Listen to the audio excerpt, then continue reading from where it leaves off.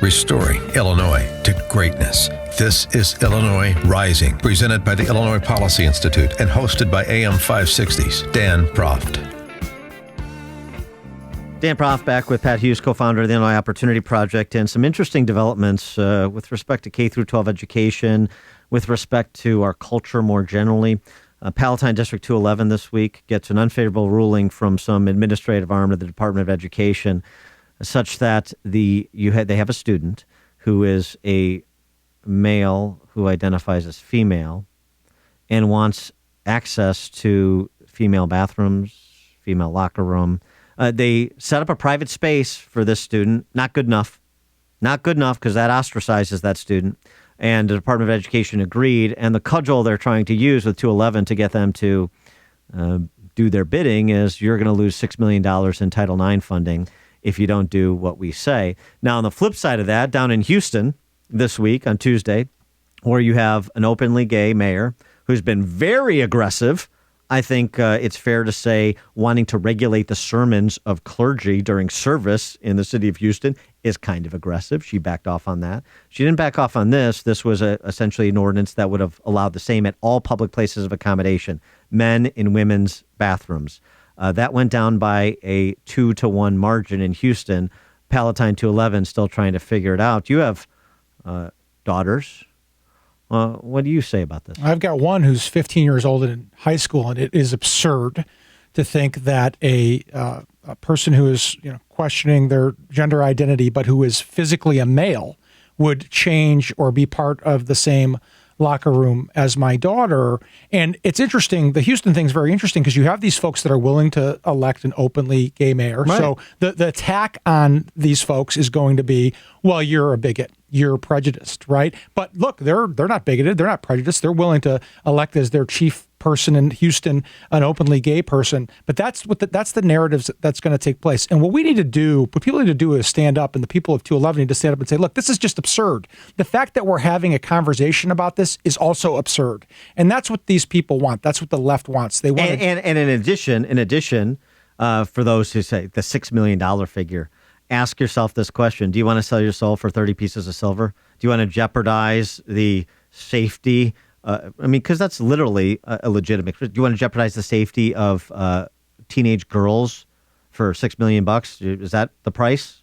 Yeah. And by the way, I love when you quote the Bible. I just want to tell you, 30 pieces of silver. I think that's terrific. Yeah. They shouldn't sell themselves out. And the federal government, frankly, has too much involvement on all of these issues as it relates to education, but specifically as it relates to being able to pull dollars away that are needed by these schools. And the system is set up so those dollars are needed, right? And then they say, okay, we're going to hold them back. Or at least ostensibly the people who run the school system would like to have them. Well, sure. Of course, everybody would like to have more money as compared to less. But this is a question for District 211. I mean, local control of schools, this is what's touted. So District 211 families, are you going to exercise local control? Or are you going to make sure your will is reflected in how your school is operated, where your children go to school? Are you going to back the superintendent's play? Are you going to back the school board's play? Are you going to stand up to the federal government? They're on the 30-day, it's ticking, but they're at the start of that decision that was handed down by Department of Education. They're on a 30-day clock. So it's going to be very interesting to see what they do. Here's something that was interesting, too.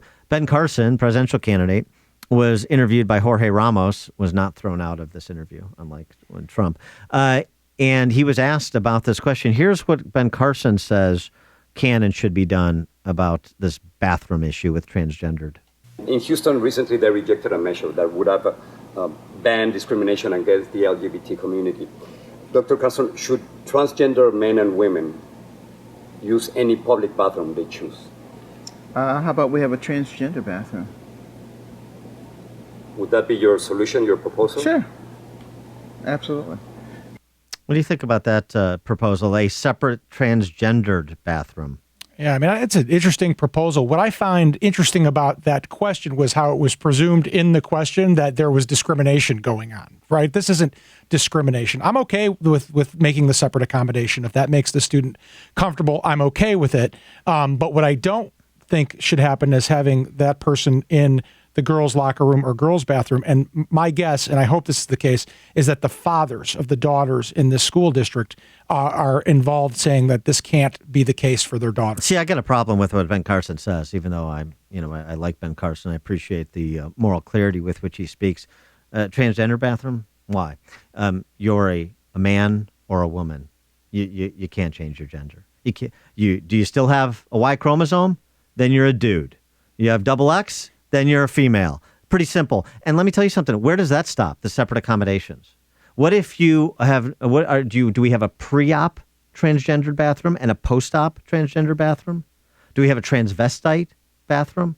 I mean, this to me is about indulging, frankly, what we understand from psychiatrists like Paul McHugh, who used to head up the Department of Psychiatry at Johns Hopkins, as a mental illness. And we celebrate this, we tolerate, we indulge it.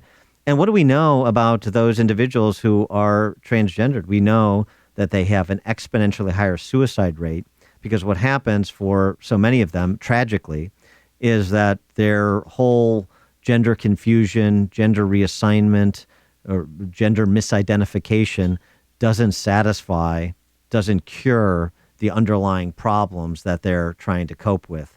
And so why don't we try and do something that's a little bit more humane and address the mental illness component of this rather than indulge the political agenda of some? Yeah, no, I think that we need to help them with whatever issues that they're having. And I think that this Dr. Carson's proposition is along that same vein.